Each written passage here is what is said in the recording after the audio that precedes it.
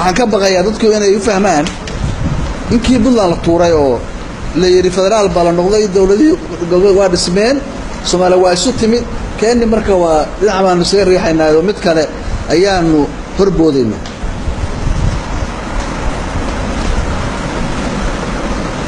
waxa laga hadlayaa waxa weeye dastuur jira oo Soomaaliyeed oo aanu abuuray oo anigu markii aan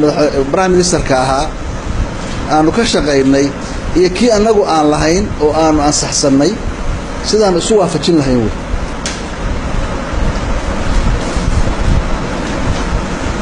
kan laftigiis federaalka waxaan marnay waa la socotaano August labadeedii sakowdeedii bahay 2012 baa waxa la yiraahdo Kusu Assembly lagu ansixiyay xamar 825 qof waqtigaasna anaa jooga meesha barnaamijka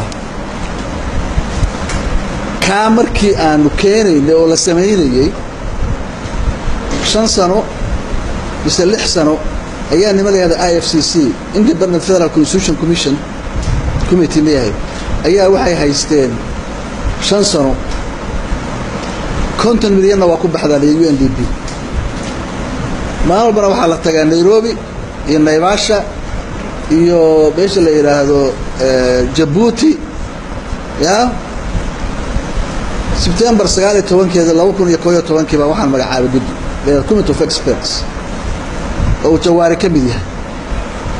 عاد ما أنا يعني ما في الرئيس كانوا يمان دون قلت لك أمريكا مجعابي إني ليت مستستجا أنه إيجي إني وح أنا قفك كل لنا إني هاي وح وكأم سنين في الرئيس إنك استو وضيق اللفتجيس حمن مي جواري أنا قبل إنه أنا في الرئيس لكن كذا أنا كل هذا إنه صحاك أنا في الرئيس سيسر حلق ما هذا شرف حسن با dadkii propose gareeyay kamid ahaayo nana waxaan iska aaminsanay digriin brief qofka adduunka inuu iska aaminsan yahay federalism mushkilad ma amidi hada xadan ay qori karaan shidana dubo ma arkaano federalism bad kursuuska jira hadda marka aan ka tagnay aanu ka tagay waa mid federaal highly federated waxa la yiraahdo wuxuu aad u xoojinayaa federalism awoodaha ay leeyihiin states-kuna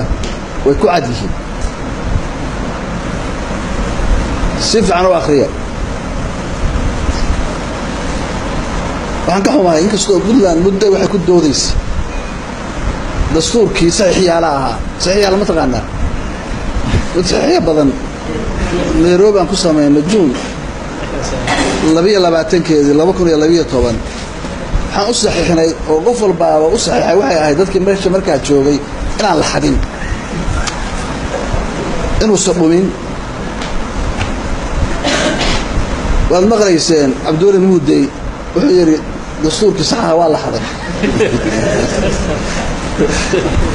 يا حضي بلا حاجات سيلو حل يا وحاسد waxa ku tusaysaa in loo baahan yahay feejignaan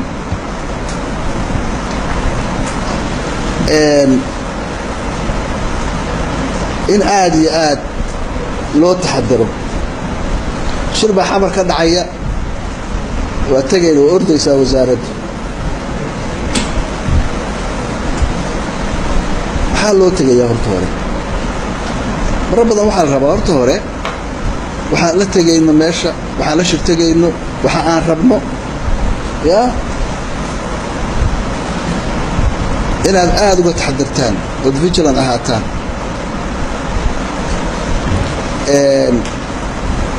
dad badan oo Soomaaliya ayaa shaki ka qaba federalism nooc kasta ahaan kara madax bay ahaan karaan dad shacab ay ahaan karaan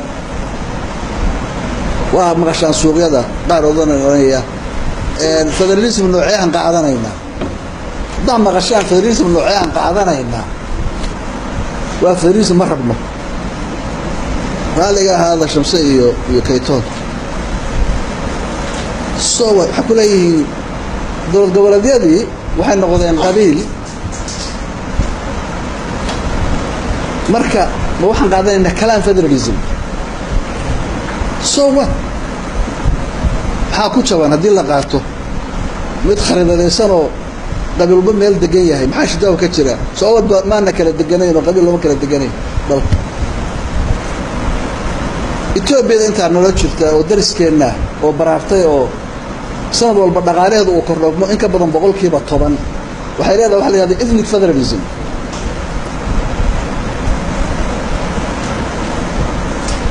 luqadda ka dhaxaysa oo official language-ka Amhari bay ahaan jirtay wad ogtayno hadda gobol walba luqadiisa ayuu ku hadlaa dowlad deegaanka Soomaaliyeed waxay leedahay luqadeeda iyada ku hadasha iyada oo official language iyada wax ku qorata iyada isku dhigata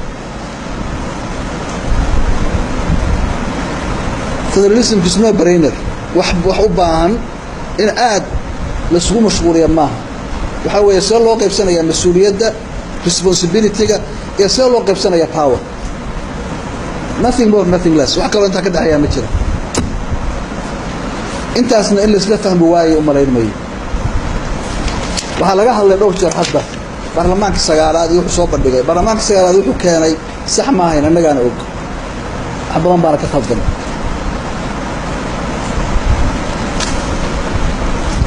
waxaan marka in badan Puntland lafteeda kamid ah Puntland Trisi social media aad u dhigay oo akhrisatay Facebook-yada ku jirtaa waxaan laftigoodu in badan oo kamid ah shaki ka qabo federalism-ka annaga inoo yimaado nugula dooda federalism is the law of the land federalism-ku maanta waa sharciga dalka weey hadduu shaqayn waayo hadduu nagu xumaado markeedan ka fakarayna ka tashanayna dalka Soomaaliya wuxuu u doonay waxay ahayd unitary state ala yiraahdo centralized power awood oo hal meel ku tuunsan hal meel hal gacan hal shakhsi hal qof hal degmo hal gobol 1991 January baa waxa duntay xamar caasimadii dalka dowladana waa ka baxday dalka inta kale waa dumay soddon sano ka bacdi miyaa sida ku laabanayna haddana maanta haddii la yiraahdo xabra lagu kala tegay garow ma dhib baa ku dhacaysa kuma dhacayso wax dumayaana ma jiraan dowladda Puntland sida u jiraysa haddii xabra lagu kala tago saamarkaan leeyahay maaha anugu inaan aan diidanahay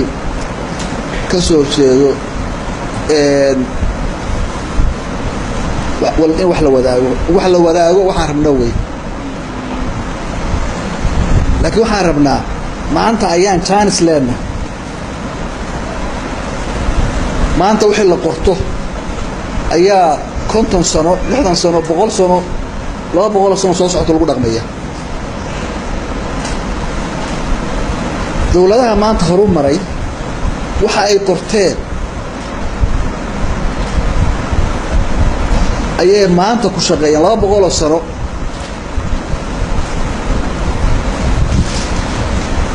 dowladda Mareykanka hadda oo leeyahay wadanka adduunka ugu xoog badan weey waa wadan federaal weey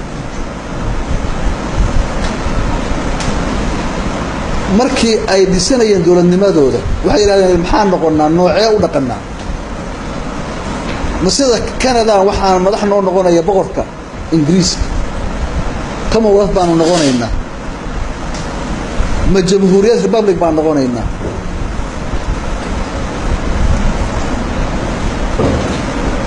saddex nin oo la yiraahdo James Madison oo madaxweynihii afraad ee dalka Mareykanka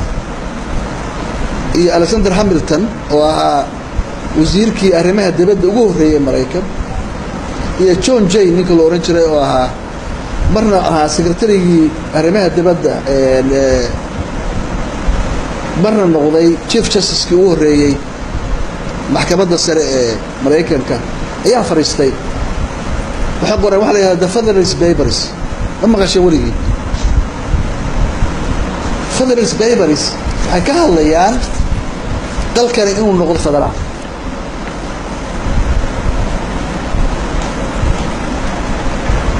ما أنت هدا آخر the Federalist Papers كه لقوا الله بقول وصار كهر وحاس أورانا سواح لقوا الله وكل يطوان foresight البيعة وكيف كرين دولة نما دولة سوء نقونيش ميل ما أنت كدولة نما ونعكسنا أدون كنا تشكو مرين لي حاول قاتل في الرئيس كمر حلو قاتل وحلا يري دولة دو ليبيا فائدة موارد دولة دي الدنيا محمد سياد بريء dadka waa dhibtay in badan oo kamid ah Soomaa dib ay geysatay dawladda sababta u dunay waxa ay dib dawladda geysatay waxa la marka seel dawladana looga faa'iidaa dibtadana looga nabad gala waxa la waa in la ilaaliyo the sovereignty of the individual qofka shakhsiga ay wax walba ka muhiimsan isaga xurriyadiisa qofnimadiisa sharciga la ilaaliyo waxa la marka si aan loo abuse garin powerka waa in la qaybiya si horisontal waa in loo qaybiya oo la yiraahdo waa taqaanaan hay'adda sharci dejinta maxkamadda iyo fulinta kullu waa leena xildhibaanada waa kuwaana maxkamadda waa leenahay fulintina waa jirtaa oo dawladda baa jirta wasiirada maxaa la diiday in islaaliyaan baraba check and balance waxa la yiraahdaa kuma filla dadka power ku xalay si vertical law in loo qaybiyo vertical separation of powers state federal state and local mid walba awood gaar ay leedahay dawladda federaalka Mareykanku awood beelada gaar ashur gaar ugu sata state awood gaar ay leeyahay ashur gaar ay leeyahay nidaam gaar local government iskuna awood gaar ay leeyihiin ashur gaar ay leeyihiin mandate dawladda federaalka ah ma siin karto stateska haday sayado fan garayn aan fadhin mandate baa yiraahdaa lama aqbalo hadii dawladda federaalka tiraahdo 10 school waa inay Puntland dhistaa waxa oranayaa waxa ku daraysaa lacageen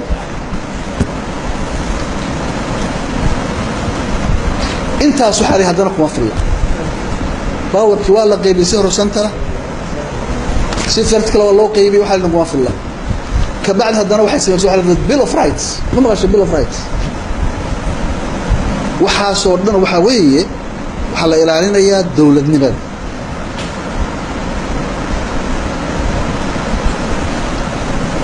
waxaan rabaa marka maanta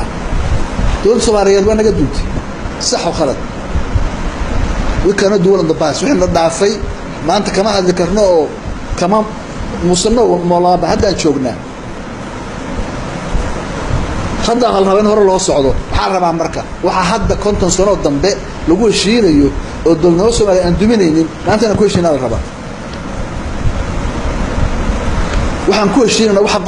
qoraya inay yaqaaniin baa rabaa marka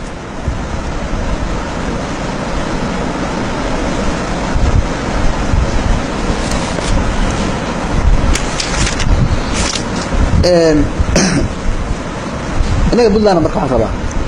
20 years دولة وأنا صوم برتي هذا الدول سوالي فدرال على شرته أنا حصود السنة ربنا ما في شيء باك وين فريسنا دو فريسنا دهنا محان مقدر سنكر الدولة محان قال حين كره محان قال موحر كره محان وذاي كرنا محان لك ولا حان كره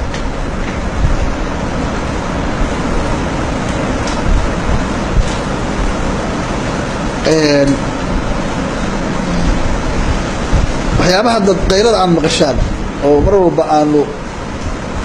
dawladda federaalka la xaqanayo macnaheedu ma dawladda aan nacamnahay ma laba nabca dawladda midna ayada abuurtay ayada dabada ka riixayso dawladda Soomaaliya in la helo inkastoo aad moodo markastoo aan wax riixnaa in dib noogu soo laabanayaano shiddo markaa aan kororsanay waxa la $200 milyan baa la keenay waxa la gelin inta u dhaxaysa Jowhar iyo Afgooy وحلو ذاك آوي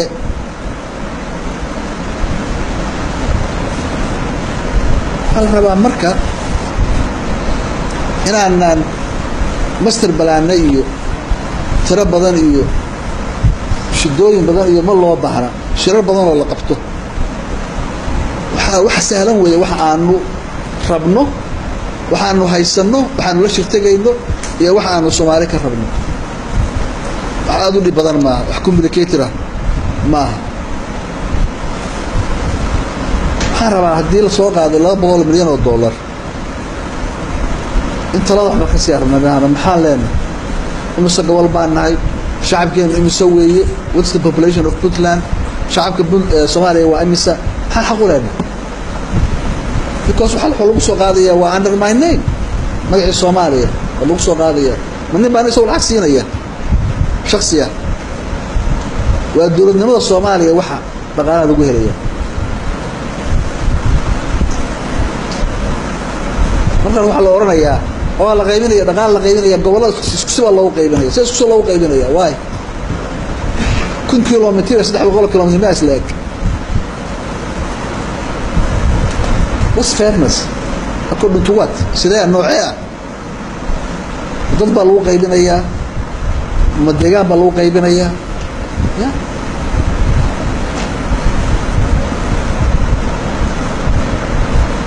waxa loo baahan yahay hadda waa tagaan wax dawladda badan laga soo gaaray mid federaalka wax xataa yimaado waxa la oranayaa okay hal la qaybiyo gobolada isku si loo qaybiyo ciidanka loo qaybiyo isku si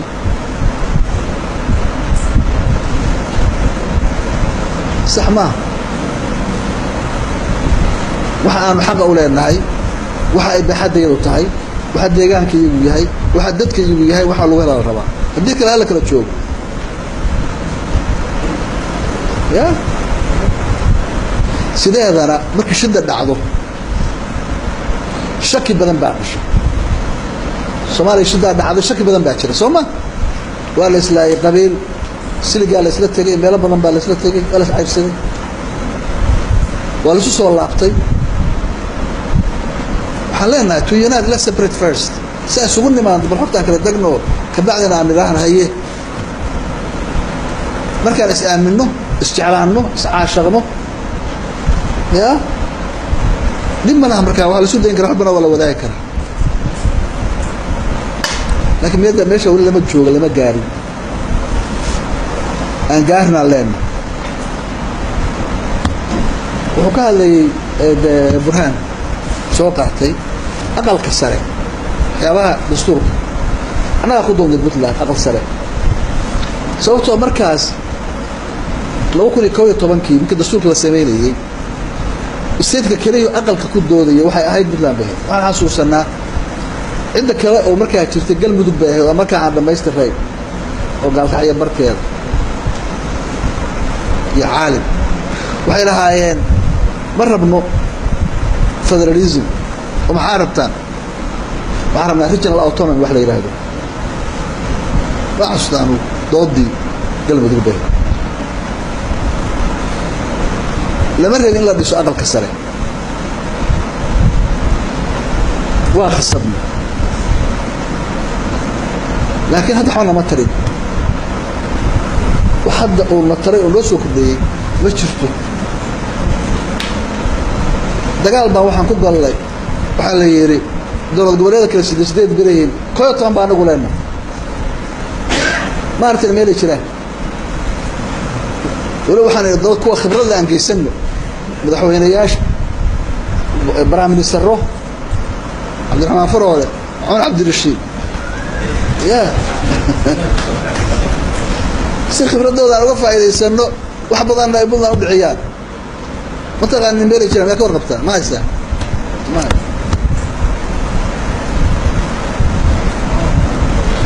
xarna marka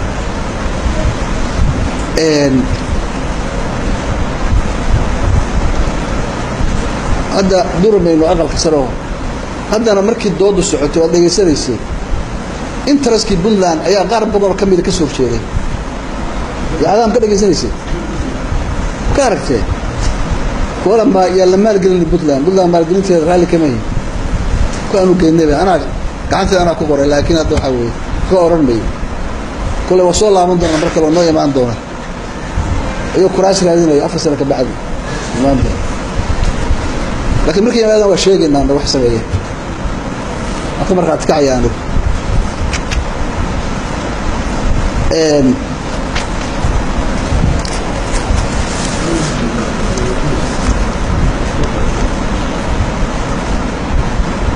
marka waxaan leenahay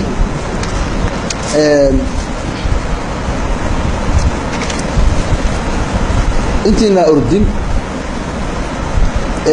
intiinaan kelmado qurux badan oo tiro badan oo